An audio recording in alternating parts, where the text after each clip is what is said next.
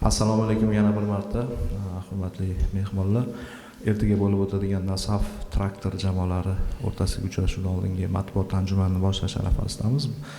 Bu safar Nasaf jamoasi vakillari ishtirok etishadi. Jamoa bosh murabbiyi Ro'zg'ul aka Berdiyev va jamoa futbolchisi Abduvohid Ne'matov. Dear gentlemen, we are ready to start our second part of our pre-match press conference before tomorrow's match, Nasaf against FC Traktor. So now we have invited Nasaf team officials, team head coach Mr. Ro'zg'ul Berdiyev and team player Abduvohid Ne'matov. Savol javoblarga o'tishdan oldin murabbiy va futbolchilar ertangi o'yin oldidan fikrlarini eshitamiz qisqacha va undan keyin savol javoblarga o'tamiz. Ro'zg'ul aka, ertangi o'yinga tayyorgarlik haqida, futbolchilarning kayfiyati haqida ikki og'iz. Assalomu alaykum barchaga. Ta'kidlab o'tish kerak, bu turnirda biz guvohi bo'lyapmiz. Barcha jamoalar haqiqatda yuqori darajadagi jamoalar. O'sha uchun bemalol aytishim kerakki, ertangi o'yin ham bizni qiyin o'yin kutib turibdi.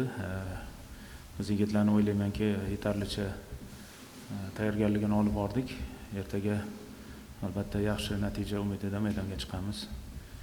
Bor mahorat menimcha ishga solamiz, albatta muxlislarimizni xursand qilish uchun. First question, coach said, I can say that you can see everybody that this season in Champions League Elite, every teams, the high-level teams, a lot of teams with good players. So for tomorrow match, I can say that we are ready for 100%, and tomorrow my players will try to show their best football. Abduvohid, xuddi shu savol ertangi o'yinga tayyorgarlik haqida. Avvalambor assalomu alaykum. Ertangi o'yinga kelsak, murabbiyimiz ta'kidlaganday, ertaga yaxshi jamoaga qarshi o'ynaymiz. Bu Elit ligada endi yomon jamoa yo'q. Xudo xolasa biz muxlislarimizni xursand qilib, 3 ochko olish uchun ertaga maydonga chiqamiz. O'yinga tayyormiz. A player said, as our coach mentioned, that tomorrow we expect very tough game against very difficult, very strong team. So from our side, I can say that we are ready for this match, and tomorrow we will our maximum to get first 3 points in this tournament.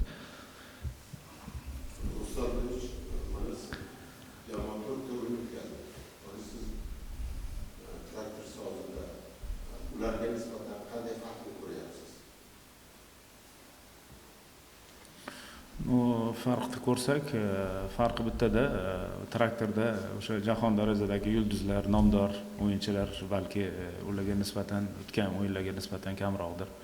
Buni o'zlaring ham bilasizlar. Atak bu jamoa haqida gapirishim kerak. Bu jamoa sifatida kuchli, juda katta tajribali o'yinchilar bor. Bu legionerlar ham, mahalliy futbolchilar ham, terma jamoa a'zolari bor.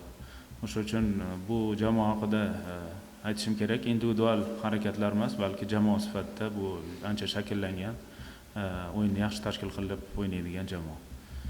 O'sha uchun bularni o'ynagan o'yinlarimizdagi jamoalardan farqi shunda deb bilaman. There's a question about the difference between Traktor and other teams when Nasaf played before.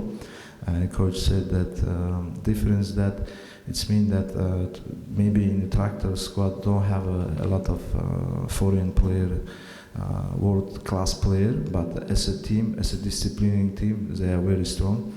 First things, what I should mention, it's a discipline. They have a lot of players who played in national teams and also foreigner players with the discipline, with individually, team is very strong, but as I said before, we are ready for fight against Traktor.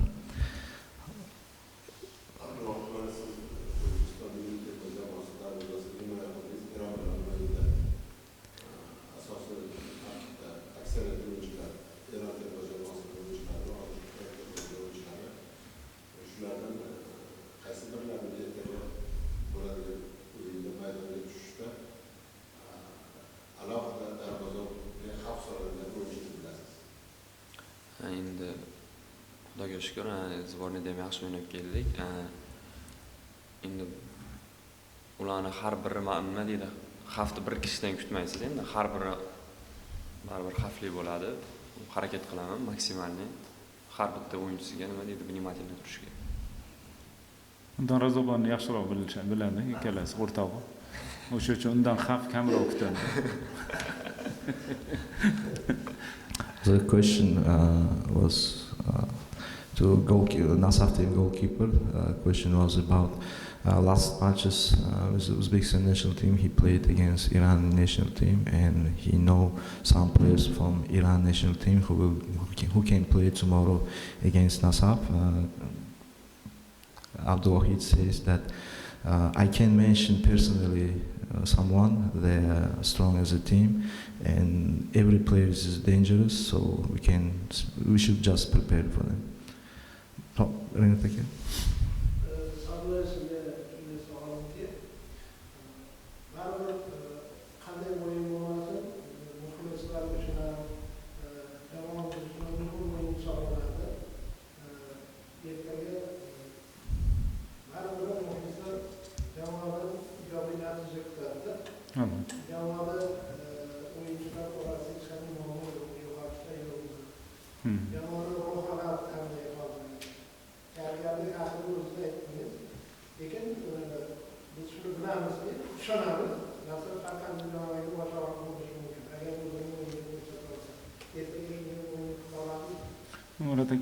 Renat aka, biz og'ir bosqichda bo'lib turibmiz. Bu juda ham og'ir bo'lyapti, jismonan ham ruhiy tarafdan. Shunga qaramasdan yigitlarimiz hamma narsani esdan chiqargan holda ertangi o'yinga chiqadi deb o'ylayman. Bu haqida yigitlarga tushuntirdik. Albatta bu holatga kelishiga albatta o'zimiz aybdormiz. Muxlislar oldida ham yuzimiz yorug' bo'lish uchun albatta ularga g'alaba taqdim qilishga bor harakatimizni, bor imkoniyatimizni ishga solib ko'ramiz. Yigitlar barchasi tayyor, faqat ba'zi bir o'yinchilarda, endi familiyasini aytmayman, o'sha yengil travmalar, jarohatlar bor. O'ylaymanki, har bir futbolchi ertaga chiqib maksimal harakat qilishadi. Chunki avvalo muxlislarimiz oldida yuzimiz yorug' bo'lishi kerak. Bu birinchi masala. Albatta bu turnirda hali imkoniyatimiz yo'qolmagan, vaziyatni o'nglashimizga imkoniyatimiz bo'ladi ertaga. Bundan foydalanishga harakat qilamiz.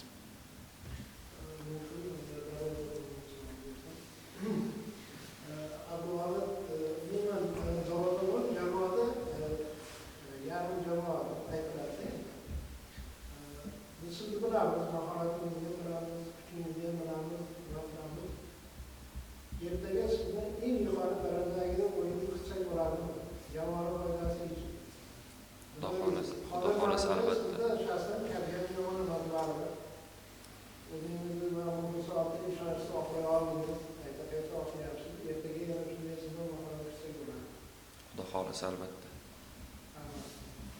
Shunda kameraga tarjima qilib. First question to coach about you have problems before the tomorrow's match, maybe some injured player.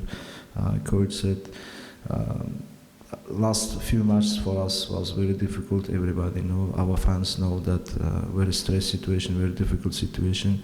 But tomorrow for us it will be like a final match. Everybody expect, our fans expect, of course, good result, positive result, and we will try our best, our maximum skills tomorrow to get a positive result. Because if we win tomorrow, now we still have a chance to qualify the next. Maybe a little chance, but we still have a chance. Second question for team goalkeeper Abdulwahid Nematov. Last matches, even when you played in the national teams, you showed your best skills, best players, and now you're one of the best players physically and mentally. And can we expect tomorrow same match like you played against Iran? Player said for sure, of course, I will try our maximum tomorrow. Savollar bormi? Bo'lmasa tugatamiz. Bu oxirgi savolga javob edi. E'tiboringiz uchun rahmat. Jamoaga ertangi o'yinda omad tilaymiz. Rahmat, o'zingizga Abdulloh.